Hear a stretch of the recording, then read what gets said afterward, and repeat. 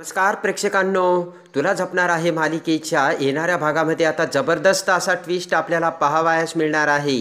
त्यामध्ये चक्क आता मंजिरीने सांगितल्यामुळे 151 नैवेद्य महागौरीला दाखवण्यासाठी आता मीरा ही किचनमध्ये जाते आणि 151 मोदक तयार करण्यासाठी आता मीराने सगळा बाकूर तयार केलेला असतो आणि गॅसवरती तो बाकूरसुद्धा आता शिजवून घेत असते। तेवढ्यात दरवाजात नर्मदा आणि तिचा मुलगा तिथे येऊन आता मीराला डोकावतात। त्यानंतर आता नर्मदा म्हणते की आता ना काही जरी झालं तरी हिचं नैवेद्य होऊच द्यायचे नाही। आणि त्यानंतर आता नर्मदाचा मुलगा म्हणतो की आता ना तिकडे वेदा तिच्या खोलीमध्ये आहे आणि काही जरी झालं तरी हा गावरान कोंबडा बाहेर यायलाच हवा। नर्मदा म्हणते की ती जर बाहेर आली नाही तर तुझे बाबा आणि माया त्या नैवेद्याची वाट कशी लावणार। आणि दोघेही आता हसू लागतात। दोघेही आता नर्मदा आणि तिचा मुलगा वेदाकडे येतात। वेदा तिच्या रूममध्ये अभ्यास करत असते आणि आता छान छान नर्मदा वेदासोबत बोलू लागते। नर्मदा म्हणते की वेदा तुझं अभ्यासात मन लागतं का आणि तुला करमतं का ग वर्गात।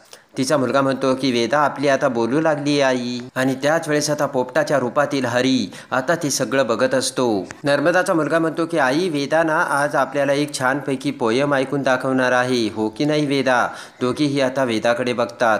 इकडे किचनमध्ये आता मीराने नैवेद्यासाठी पीठसुद्धा मळून ठेवलेलं असतं आणि त्यानंतर आता नर्मदा ही वेदा शेजारी बसते तर वेदा त्यांना पोयम म्हणून दाखवते। दोघेही आता वेदाची स्तुती करतात आणि त्याच वेळेस इकडे आता वेदा पोयम म्हणत असताना आता इकडे नर्मदाचा मुलगा थोडासा वेडेवाकडे आता हावभाव करत वेदाला घाबरवण्याचा प्रयत्न करतो आणि त्याच वेळेस आता हरी पोपटाच्या रूपात असलेला ते सगळं बघतो आणि पटकन आता पोपट उडत उडत आता वेदाकडे जाऊ लागतो। इकडे वेदा किचनमध्ये आता मस्तपैकी मोदक तयार करून एका मंद आचेवर गॅसवरती ते आता शिजवत असते। आणि आता मीराने आता 8 ते 10 मोदक सुरुवातीला तयार केलेले असतात आणि तयार झालेले मोदक आता मीरा केळीच्या पानावर ठेवत असते आणि पुन्हा नैवेद्य तयार करत असते। आणि तेवढ्यात आता तो पोपट उडत उडत आता मीराजवळ येतो आणि म्हणतो की मीरा मीरा।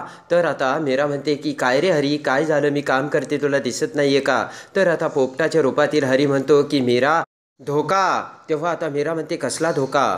हरी म्हणतो की नर्मदा आत्या आणि अजित दोघेही वेदाच्या रूममध्ये गेले तेव्हा ते तिला त्रास देऊ शकतात। आणि पटकन आता ते ऐकताच आता मीरा घाबरते आणि पळतच आता वेदाच्या रूमकडे धाव घेते। आणि त्याच वेळेस इकडे आता लपून बसलेले आता काका आणि माया हे मीराला जाताना बघतात आणि त्यानंतर आता इकडे मीरा ही पायऱ्या चढून आता भरधाव वेगाने पळतच आता वर जाऊ लागते आणि त्याच वेळेस आता अथर्व त्याचे आवरून खाली पायऱ्या उतरत असतो आणि अचानक आता अथर्व समोर येऊन मीराचा अथर्वला धक्का लागतो आणि त्या क्षणी मीरा पुन्हा खाली तोल जाऊन पडू लागते। तर पटकन अथर्व मीराला हात देतो आणि आपल्याकडे ओढतो तेव्हा मीरा अथर्वच्या मिठीत येते। दोघेही आता एकमेकांकडे बघू लागतात तर अथर्व मीराला बाजूला करतो। अथर्व रागावतो। अथर्व म्हणतो की हे काय, प्रत्येक वेळेस मी तुला सगळ्या गोष्टी सांगायच्या का आणि चालताना बघून नाही चालता येत का। आत्ता जर मी तुला पकडलं नसतं तर तू पडली असती, कळतंय का तुला। पटकन मीरा भानावर येते आणि पळतच आता पुढे जाते। अथर्व म्हणतो की गेली का, अगं मी तुझ्याशी बोलत होतोस। इकडे आता काका आणि माया दोघीही आता किचनमध्ये जातात। केळीच्या पानावर खूप सारे बनवलेले मोदक बघून काका खुश होतात आणि पटकन काका म्हणतात की मोदक दिसतात तर खूप सुंदर आणि पटकन एक मोदक आता काका तोंडात घालतात। माया म्हणते की आपण काय इथे तिचं कौतुक करायला आलो का, हे मोदक ना सगळे विस्कटून टाकायचे म्हणजे तिची प्रथा पूर्ण होणारच नाही। आणि पटकन आता माया ते सगळे मोदक आपल्या हातात त्याचा चुराडा करते आणि ते सगळ्या मोदकाचा आता काका आणि मायाने भोगा केलेला असतो। तेवढ्यात अंबिका त्यांच्या पाठीमागे उभी राहते आणि म्हणते की किती नीच माणसे आहे ती, देवाचे मोदकसुद्धा सोडत नाहीये आणि किती पाप करतायत। आणि इकडे आता मीरा ही धावत पळत वेदाच्या रूममध्ये येते। नर्मदा आणि अजित आता दोघेही टाळ्या वाजवून वेदा किती छान कविता गाते असे म्हणत असतात। मीरा ते बघते। इकडे आता त्या सगळ्या मोदकाचा चुरा करून काका आणि माया बाहेर निघून जातात। रागाने मीरा आता वेदाला आपल्याकडे बोलावते आणि त्यानंतर रागाने मीरा म्हणते की तुम्ही वेदाच्या रूममध्ये काय करता। तेवढ्यात अजित म्हणतो एक्सक्यूज मी, म्हणजे आमच्या समोर असं का बोलतेस मीरा तू। आणि नर्मदा म्हणते की म्हणजे आम्ही आता वेदाच्या रूममध्ये यायचंच नाही का। मीरा म्हणते की नाही, माझ्या परवानगीशिवाय कोणीच यायचं नाही। तर तेवढ्यात मंजिरी तिथे येते आणि मीराकडे बघत म्हणते की मी सुद्धा यायचं नाही आहे का। तर मीरा आता मंजिरीकडे बघते मीरा म्हणते की आईसाहेब मी तुम्हाला म्हणाले नव्हते. तेव्हा मग मंजिरी म्हणते की मग नर्मदा आणि अजितला सुद्धा तू कशी म्हणू शकतेस आणि आपल्या घरातल्या माणसाशी तू अशी वागतेस काय? मीरा म्हणते आईसाहेब तसं नाही. नर्मदा आत्या आणि अजित हे फक्त वेदाला त्रास देण्यासाठी आले होते आणि म्हणून मी फक्त त्यांना परवानग्याशिवाय का आले असे बोलले. नर्मदा तोंडाला हात लावत म्हणते की तरीच मी म्हटलं अजून हिने माझ्यावर आळ कसा नाही घेतला ते. अजित म्हणतो की बघितलं का आईवरती ही कशी आरोप करते आणि मायावरती सुद्धा हिने आरोप केले आणि वेदाला विषारी बिस्किट खाऊ घातलं अशी ती बोलली. उद्या नर्मदा म्हणते की मला सुद्धा बाहेर काढायला जा म्हणून सांगणार असे सुद्धा मला वाटतंय. तर मंजिरी म्हणते की काहीही आरोप करू नकोस मीरा तू यांच्यावरती. आणि त्यानंतर आता मंजिरी मीराला म्हणते हे बघ मी आता आरतीला सुरुवात करणार आहे. आरती संपायच्या आत मला 151 मोदक पाहिजेत. आणि मंजिरी आता नर्मदाला घेऊन तेथून निघून जाते. तर मीरा वेदाला तिथेच बसवते आणि म्हणते मी आले तोपर्यंत वेदा तू इथेच बस बर का. आणि पुन्हा मोदक तयार करायला आता मीरा किचनकडे धाव घेते. मीरा आता किचनमध्ये येऊन बघते ती काय सगळे मोदक आता त्याचा चुरा केलेला समोर बघते. मीरा म्हणते हे असं कसं झालं, मी तर सगळे मोदक अगदी सुंदर बनवले होते. आणि त्यानंतर आता मीराला नर्मदाचे बोलणे आठवते. नर्मदाने म्हटलेले असते की तू 151 काय 11 ही मोदक आम्ही तुला करू देणार नाही. आणि त्या क्षणी हे सगळं नर्मदाने घडून आणलं आणि मुद्दाम नर्मदा वेदाला त्रास देण्याचं नाटक करण्यासाठी तिच्या रूममध्ये गेली आणि इकडे मोदकाचा नाश केला हे आता मीराला समजतं.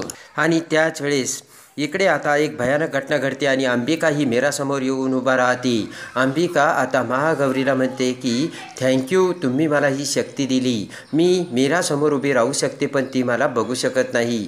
जेव्हा माझी परवानगी नसेल तेव्हा आणि जेव्हा मी परवानगी देईल तेव्हाच ती बघू शकते.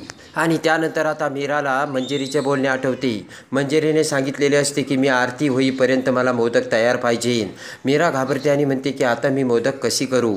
पाठीमागे अंबिका उभा राहते आणि मीराकडे बघत विचार करते की मीरा किती भोळी आहेस ग तू, आता कसे करणार आहेस मोदक सांग बरं. आणि इकडे आता सगळेजण आरतीसाठी जमलेले असतात.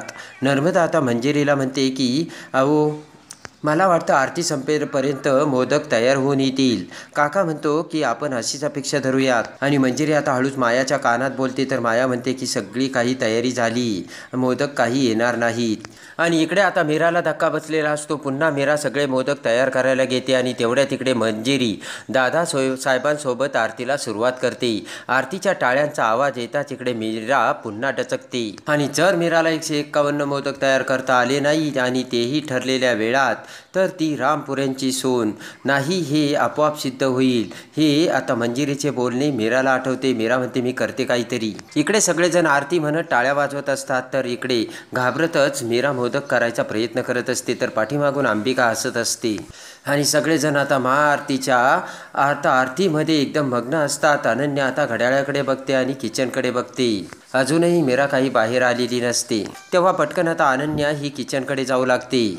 आणि त्यानंतर आता पटकन अनन्या ही किचनकडे जाऊन आता सुनीताला हाक मारून किचनमध्ये बोलावते. आणि आता इकडे अनन्या म्हणते की वहिनी काय झाले की नाही अजून मोदक. मीरा घाबरते आणि मीरा अनन्याकडे बघत म्हणते की अनन्या अगं मी तर लगेच आता अनन्याचे लक्ष समोरच्या मोदकाकडे जाते आणि खूप सुंदर असे मोदक आता तयार झाल्याचे बघून इकडे अनन्या मोठा धक्का बसून म्हणते की वाव. आणि पटकन अनन्या त्या मोदकापाशी येते आणि म्हणते की अगं वहिनी काय सुपर मोदक बनवले, अगदी बुलेट ट्रेन. आता ते मोदक बघून इकडे मीराला सुद्धा धक्का बसतो. आणि अनन्या म्हणते की एवढे सगळे मोदक वहिनी तू बनवलेस. आणि मीरा म्हणते की हे सगळं कसं झालं. आणि तेवढ्यात आता अनन्या म्हणते की वहिनी आरती संपत आली, चल हे मोदक घेऊन. सुनीता सुद्धा आता खुश होते. अनन्या म्हणते की ते सगळेजण आता तोंडावर पडणार आहेत. अनन्या म्हणते की वहिनी आम्ही हे घेऊन जातो, तू आवर पटकन आणि लवकर बाहेर ये. त्यानंतर आता मीरा ही अखेर महागौरी समोर येऊन आता 151 मोदकाचा नैवेद्य मोठ्या भक्तिभावाने मीरा आता महागौरीला अर्पण करते आणि तेही तिच्या हाताने.